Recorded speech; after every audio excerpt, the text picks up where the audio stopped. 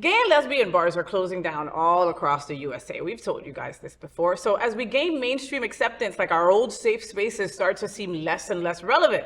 So that being said, there are still members of our community that haven't seen as much social acceptance.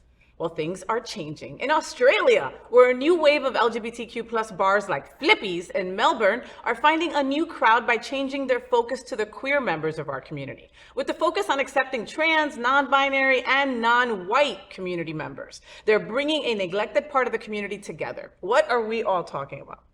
Well, it's nice to see that people are providing spaces whose focus is on inclusion and not exclusion. Mm-hmm. Yeah. You know? Yeah. And just think about, the gay and lesbian bars are slowly dwindling, especially the lesbian bars. But I really do believe that it's because of what we just said, that because it's just more accepted. We're more accepted. Like back in the 60s, or the 50s, the 60s, it was against the law to be gay. It was against the law to hold hands with the same sex. It was against the law to kiss the same sex person. You know, you could be fired from your job. They would put your name in the newspaper and say that you were arrested at this bar that was known to be a seedy place for gays. You know, that's not the reason anymore. Yeah.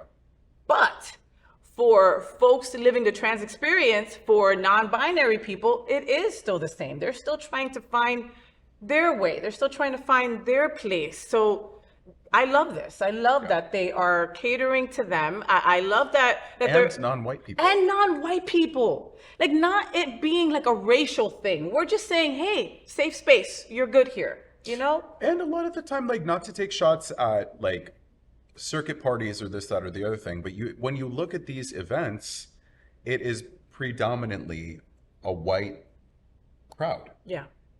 And I feel like non-white people aren't always made to feel the most welcome in crowds like that, like a circuit party or your typical gay bar to go to. You know, it's there's that cookie cutter gay boys on the dance floor with muscle, their muscles, tips, white gay, no shirt on. Yeah, we just described almost every dance floor. Yeah, and it's like there needs to be spaces that don't specifically just cater to that, and this is the little mold you have to fit into to be part of this party. Yeah, because for some that might be intimidating.